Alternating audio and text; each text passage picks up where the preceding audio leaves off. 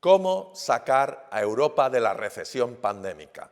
El profesor Joseph Stiglitz, Premio Nobel de Economía y mentor de Janet Yellen, la secretaria del Tesoro y expresidenta de la Reserva Federal Americana, nos explica las líneas generales que propone para que la Unión Europea nos saque de esta crisis.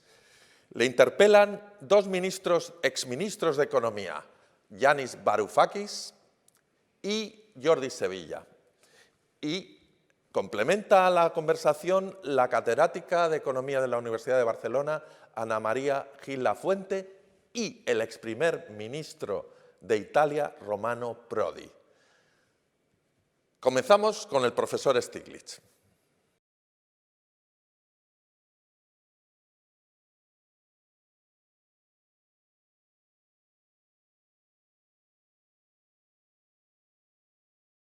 So the Trump presidency is over, right?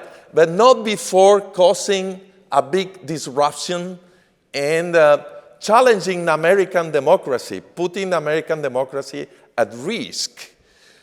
And somehow, what do you expect to happen in terms of political disruption? Do you expect anything worse to happen? Or do you think things have come back to normal institutional work? It's certainly come back much more normal. It is so wonderful for us to see a new administration with a high level of competence, a commitment to institutions, to rebuilding the institutions that were so badly destroyed by the Trump administration. You can't have a government without competent people in the administration and people who are devoted to serving society. And Biden has recruited a large team of very competent people. So that's the good news. Great. The bad news is that Trump still has a significant number of followers in 72 million votes. That's a lot. Yes, exactly. And when he ran for president back in 2016, he made the statement that he could shoot somebody on Fifth Avenue and his supporters would stay with him. Whoa. And it was a forecast. He tested that, and it is clear that his followers stick with him. But on the other hand, a large number of Republicans refused. And maybe that is also a message that's important, that there were Republican people in the state of Georgia who refused to change the votes, even under pressure. There were 7 Republican senators who voted for conviction. A large number, vast majority did not. But even then, they condemned what he did. But they were playing politics. Right. Those are strictly politics. But concerning the economy that made this politics happen, the reasons that explain populism and Trumpism maybe are still without being solved. And inequality, and the lack of opportunities. And what do you think the new president, Mr. Biden, is addressing those issues properly? In which way? He certainly has moved those issues to the front of his agenda. Inequalities of income, disparities across race, gender. The people he's appointed to his economics team those are issues which are very core to their very being. So he's appointed people without that kind of commitment, who've done research in that area, who have advocated for that. So that makes me optimistic. Great. Nice to know. Yep. So the difficulty getting it through Congress, there's not a large majority, a bare majority in the Senate and a little majority in the House. And the Republicans are not committed to that agenda. Mm-hmm. So I don't want to say that it's going to be easy, but it's certainly at the core of his commitment. In the global picture, the global peak that includes Europe, are we doing the right things to make the reasons that increase populism to be also addressed? Or are we missing something, Professor? I think, in a sense, you are. And it has to do with the structure of the EU.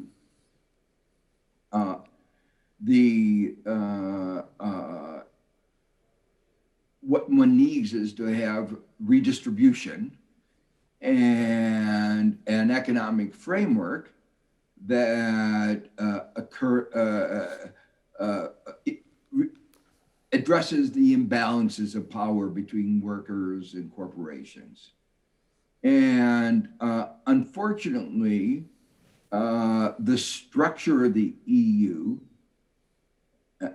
makes that difficult. So for instance, the taxation is still at the national level.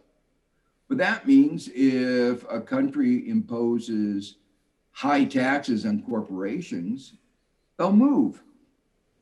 If they impose high taxes on individuals, many of them will move. And we've seen that actually happen.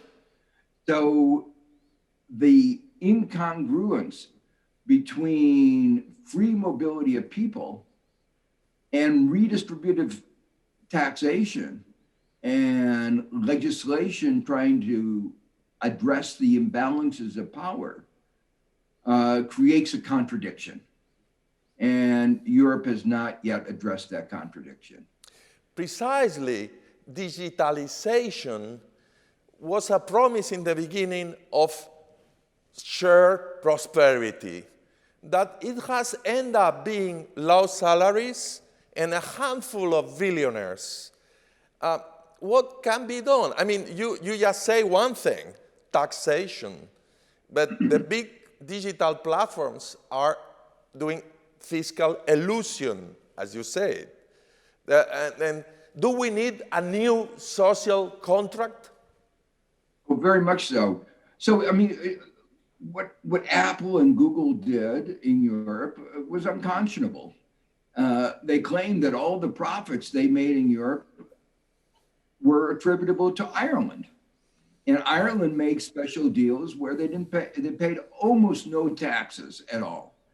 Mm-hmm. So that Ireland was stealing effectively from the rest of Europe, mm-hmm, in order to create a very few jobs. So what that tells you is, one, the structure was wrong, right, and there was not enough solidarity, within the countries. They were willing to undermine, mm-hmm, Luxembourg and Ireland. So they were willing to undermine their partners, mm-hmm, in Europe. Mm-hmm. So yes, very much something else has to be done. And as I say, it's about taxation, but it's also about the rules. And this is an issue about the rules within Europe, but also the rules globally. I'm hopeful that Biden will be more open to a global conversation about rewriting these rules in ways that are fairer than Trump was. Hi, Joe. How are you doing? You look great. We miss you here in Barcelona, in the Royal Academy, your academy. I have a question for you. So in the recent times, we have experienced a period of deflation with negative interest rates and a progressive accumulation of liquidity in our economies. In this context, the reflation seems to be the big concern right now in the United States and in Europe. Should we be scared of it? What do you think about it? Thanks a lot. See you soon. I think the Biden administration and Treasury Secretary Yellen have been very, very clear that you have to balance risks. And the risk of doing too little right now is much greater than the risk of doing too much. And one of the reasons why I very strongly agree with that is that in the small probability that it is too much, we have tools. We can raise interest rates, we can raise taxes.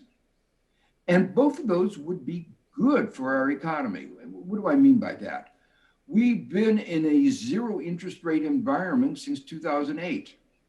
That's not a good situation. It means, what does it mean to price capital at zero? Capital is scarce.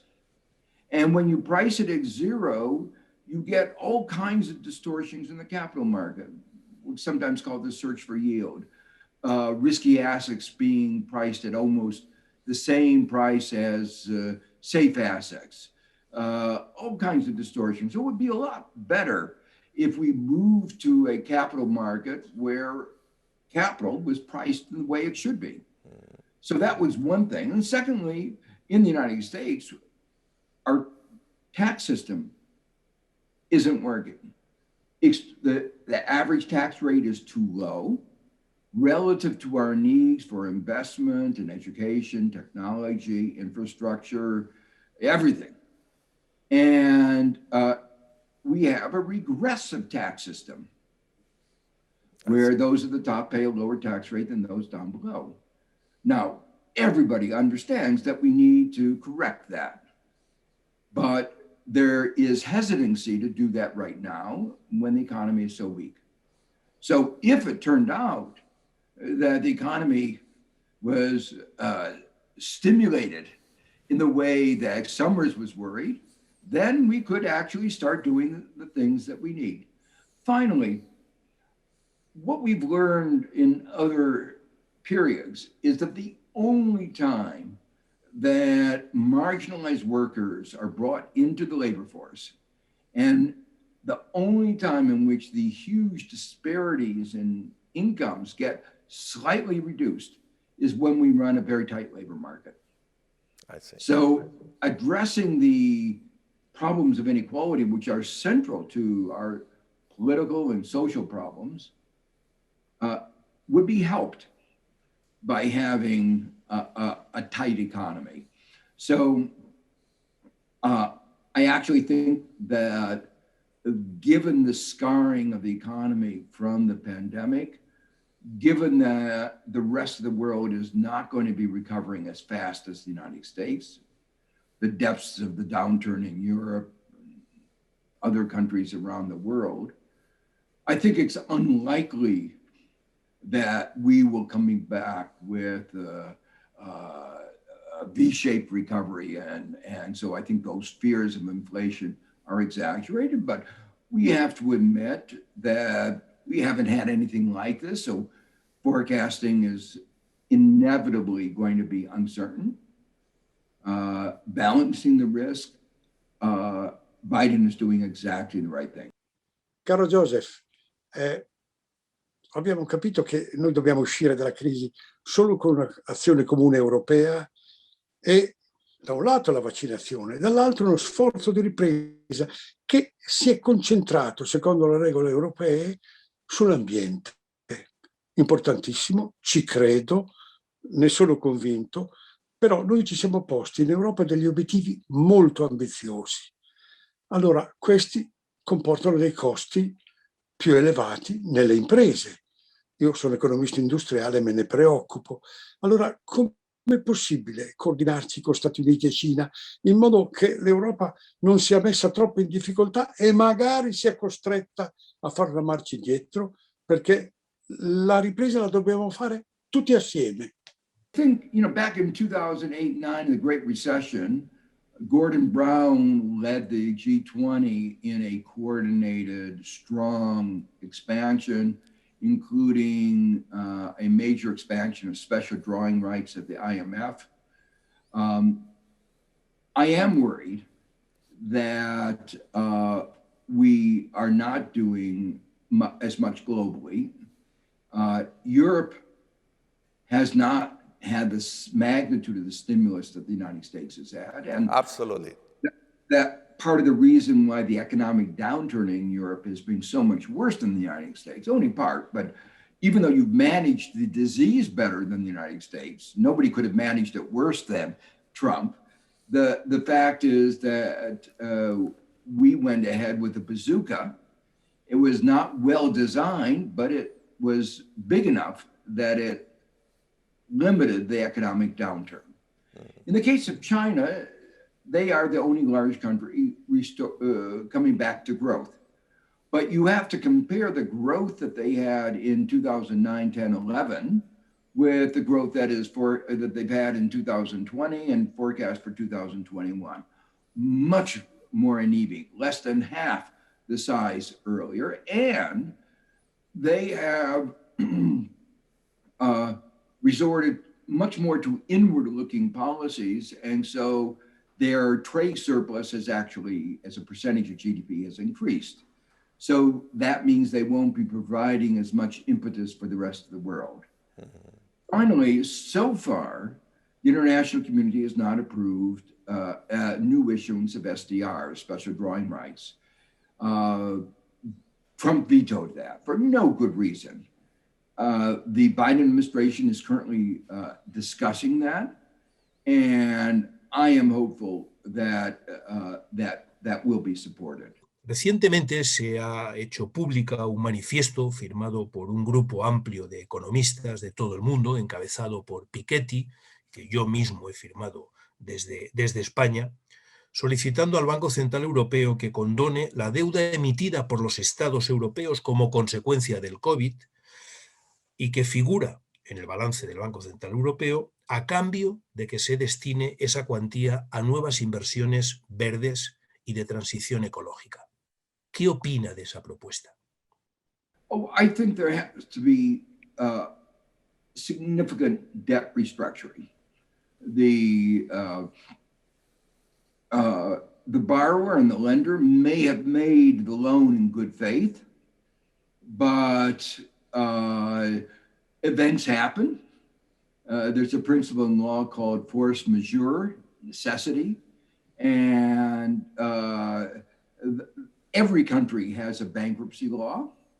What is bankruptcy? It says, I owe you money, but I'm not going to pay you. We used to have in the 19th century bankrupt debtor prisons. We view those as unconscionable. And in the 19th century, countries would go to war to collect debts. We think that that's unconscionable. That's not acceptable today. So historically, the debt restructurings have been too little and too late, resulting in enormous suffering. And the creditor doesn't get back any more. He would have gotten back more if they had managed it better. So I think there is a need for debt restructuring. I think the proposals of what are called debt for nature swaps are actually an important part of the possible way forward for some of these debt restructurings. So I hope that that will be part of the agenda going forward. There are many countries now that are precisely in that kind of situation. Europe is doing too little, too late. I mean, it should be doing more and more faster to fight the recession caused by the pandemic. That's one idea we take. But I must pay tribute, as a European citizen, to your clear view. 10 years ago, we were here, the same place, and you delivered a speech asking for the same. I mean, for more public spending, more stimulus. And you were right. But 10 years later, everybody agrees on that. But it's probably too late, too little, too late. Again. So how do you feel about being the prophet of the end of austericide? You remember austericide? Austerity. Yeah. Now nobody is claiming, is making the same case for austerity. How do you feel about that? Well, you know, we had 40 years of these neoliberal doctrines of what I call market fundamentalism. There was a certain irony because they became fashionable with Reagan in the United States, Thatcher in the UK, and other people throughout Europe. Those ideas became fashionable just when economists were explaining why they weren't right. That is to say, there were economists talked about imperfect information, asymmetries of market power, game theory developed, behavioral economics. So we in the economic science were explaining why markets often don't work. And yet, among politicians, with the defeat of communism, there was a euphoria that markets worked very well. And now, 40 years later, we've finally come to the realization that markets often don't work well. And it's, you know, sometimes there's an expression, you know, we're going back to the past. The ideas of Keynes that fiscal policy is important, austerity is a disaster. Hoover, what I call in the United States, we call Hoover economics, what led to the Great Depression. That is now well accepted. Obviously, in the intervening 80, 90 years, we've learned a lot. We've gotten much more sophisticated in our understandings and our arguments. But in the spite of all that, the basic insight that fiscal policy can be an important instrument and that monetary policy in a downturn often doesn't work, those two insights are fundamental and are the two insights that Keynes had 90 years ago. In the interim, in the midterm, we have paid a high price of political instability. We have elections in Barcelona last Sunday, the far right skyrocketing. We didn't have far right in Spain. Now we do have a worrisome race of the far right parties. And well, the political price of not addressing in a creative Keynesian way the economic inequality has an important repercussion in our political system. But do you think we have time? And I mean, between politics and the economy, do we have time to act? And do you think the same way inequality makes the far right race, it can happen the other way around? I mean, the incentive politics, the generous welfare can dismantle the far right claims?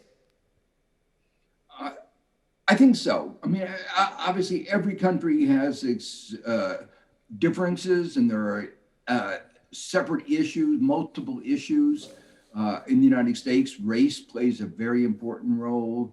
In Spain, issues of separatism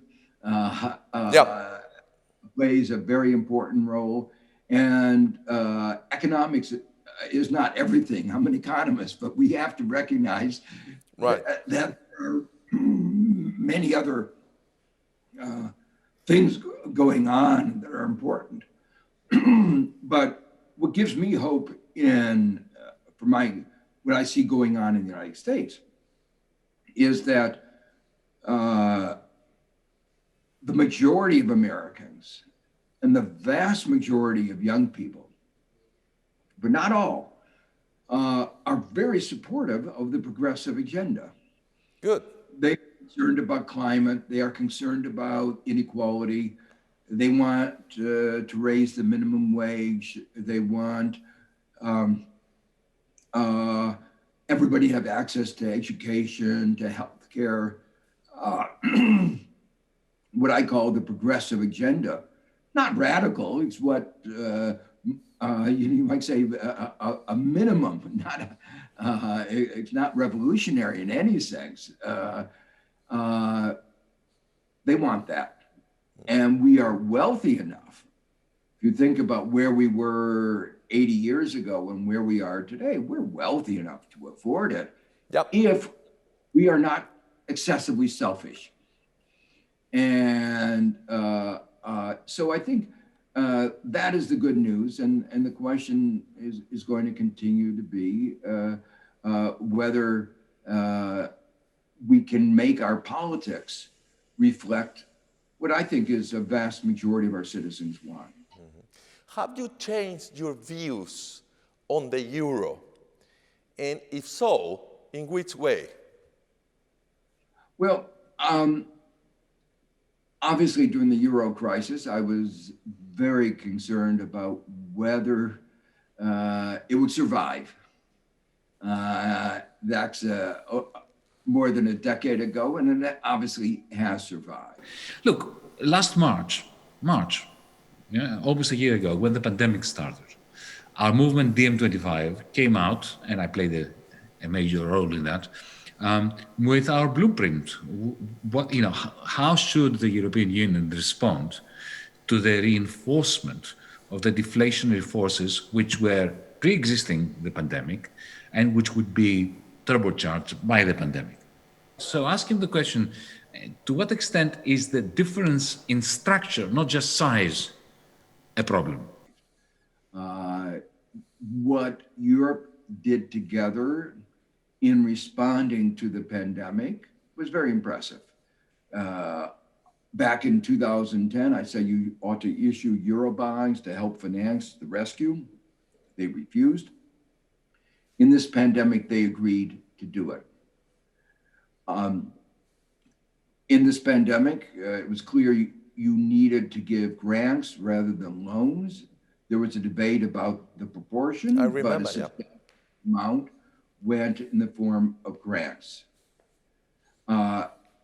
Europe has come together over a common agenda of fighting climate change. So, and they've abandoned austerity. So all of those are very positive signs.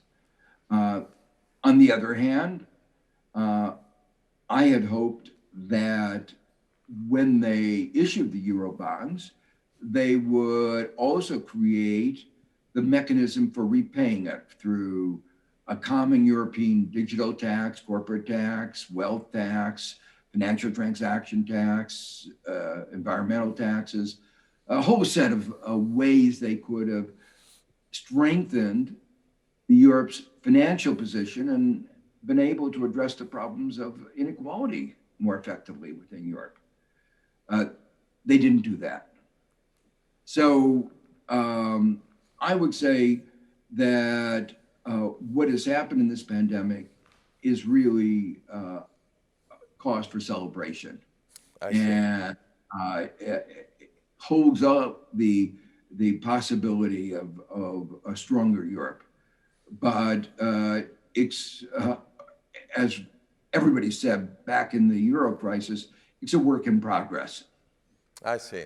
Well, one of the limitations, I mean, now I was thinking of why I didn't invest more in the stock market. Just kidding.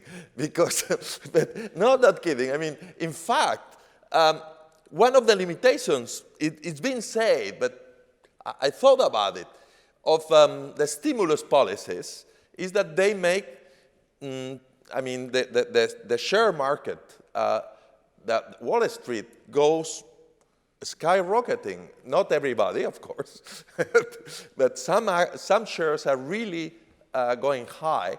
And the question is, maybe the Fed policy of buying assets, buying the stock, buying the markets makes, makes inequality to grow, because not everybody's in the market, not everybody's invest. And most of the people that it's invest are at least middle classes. Well, not to mention those kids from, from the Robin Hood and so on. But this is really marginal. But many, many people is out of the market, right? They are not in. So they don't benefit from this prosperity driven by the Fed policies. Instead, another alternative will be putting money in people's bank accounts, right? Like you guys did in the States. You just correct me if I'm wrong, but you just put some money in everybody's bank account. What do you think, that reminds me of the helicopter throwing money around, right? Those policies have pros and cons. What is your view on them? I think you are absolutely right that the relying on monetary policy for stimulus, especially beginning with QE and going through the more recent policies, the major beneficiary is the market, the stock market, and the major owner of the stock market are the people at the very, very top, the 1%, the 1/10 of 1%. The bottom 50% own almost no stock, a little bit through retirement programs, but relatively little. So it increases inequality.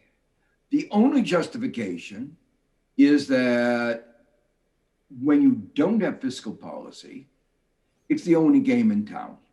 And even a little of that trickles down into increased demand, and that's increased jobs, and then obviously helps ordinary people. But the alternative is fiscal policy. And fiscal policy directly, especially the way that it's being done by proposed by Biden, puts money in the hands of people who really need it, and is exactly the opposite distributive effects of monetary policy. So and interestingly, it actually is much more effective, because putting money in the pockets of the 1%, they don't spend very much of it. Yep. Putting money in the pockets of the bottom 50%, they spend almost all of it. So you get so much more bang for the buck. So both in terms of, you might say, moral justice, and in terms of economic effectiveness, the fiscal policy, if designed right, can be much more effective. Uh-huh. So what do you, are you coming to Spain soon? Question. And if you come, Joe, very welcome anytime. Tell us, what will you look at as a prophet in Keynesian? I'm just making it a little metaphor. What you will look at in our country? You've been several times. I have the pleasure of guiding you in Barcelona with Carmen Netzel, and we have a great time. But what will you pay attention to see if the country is doing well or not? Well, I always think that you need to both look at statistics and look with your eyes. And both, you often don't get a complete picture just looking with your eyes, but you often get a better feel for what is going on. And so you need both. And obviously concerns are unemployment, hidden unemployment. When I say hidden unemployment, there are often self-employed people, but they're working a third time, quarter time. There's a lot of disguised unemployment historically in Spain. One of the problems in Spain for many years, you might say the business model of Spain was too reliant on real estate bubble. Yep. And it's not the case anymore. Not adequately diversified. So you want to see what are people doing, the spirit of the country. Now, everybody, this is a very hard time everywhere. So that the lockdown has been hard, and particularly hard, I think, on societies that are more outgoing, more You're right. You're right. You're right. So it takes a different toll on different kinds of societies. Right. And just to finish, in the last lap of our talk, we don't want to abuse your time and your schedule of classes.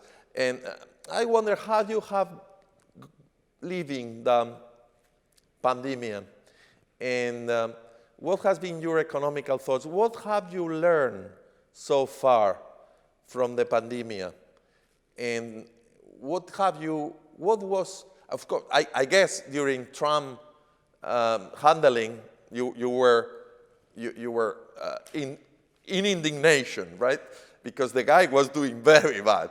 We were astonished at the way he was. But I would like you to tell us in your own words, how was your experience and what have you learned so far from the pandemic? So one aspect of the pandemic that was very personal is I lived, you might say, the K-shaped aspect of this pandemic. The K-shape was the idea that those at the bottom suffered a lot. Yeah. Those at the top were able to continue with what they did in an ordinary way over Zoom. And so I was cloistered in my apartment, traveled more than I did normally in a virtual sense.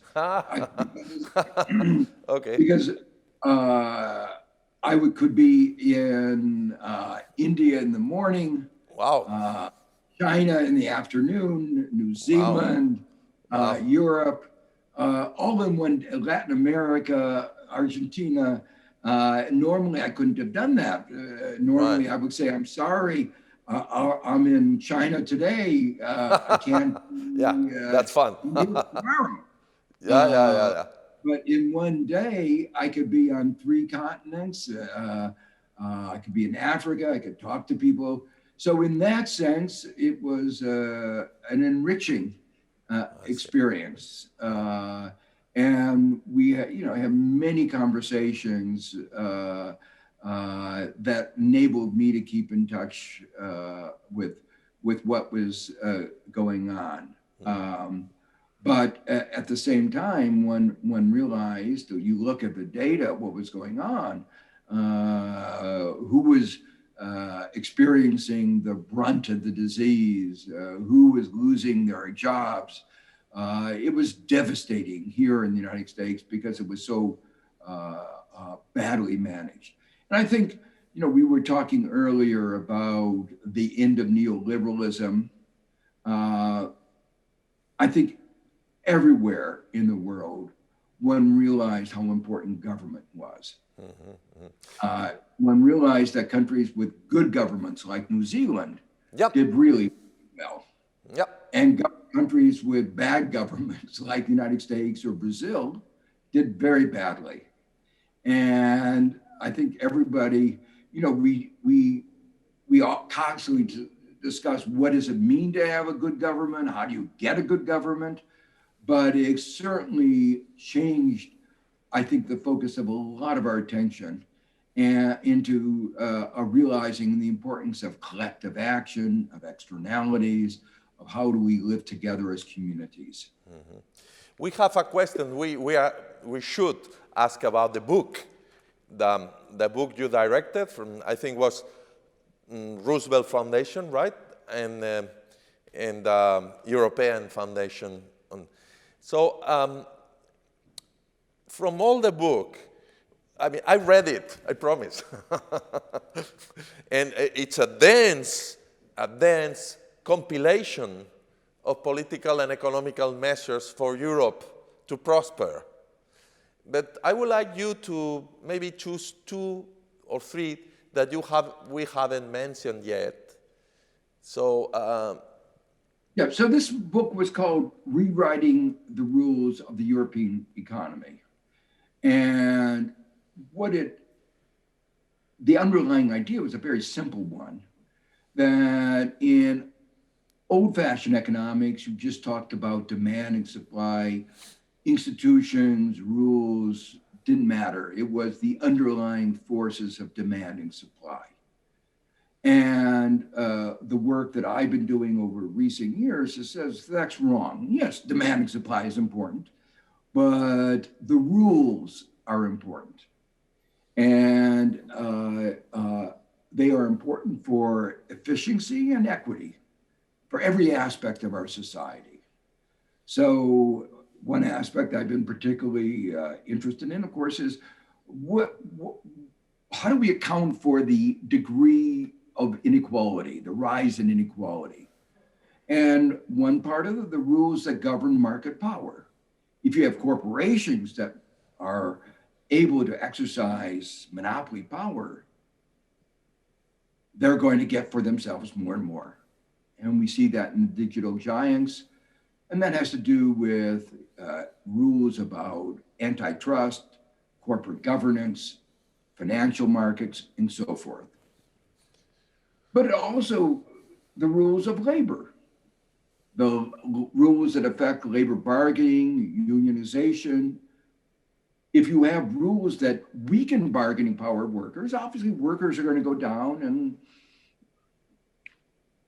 corporations are going to go up. Mm-hmm. So the call of that book was to say, let's go through systematically and rethink. Over 40 years, we've rewritten the rules guided by market fundamentalism and neoliberalism. It's now time to rethink all of those rules. Not just because of these changes in ideology, but also because we live in a 21st century economy. So even if we hadn't had changes in ideology, we would need to rewrite the rules. The digital economy needs new rules. So the two together, though, make it compelling. And so I view this as, you might say, the beginning of a process where I hope that there will be discussions in Europe and America, around the world, about how we rewrite the basic guidebook, the rules, to make our societies more just, more efficient, have more shared prosperity. Mm-hmm.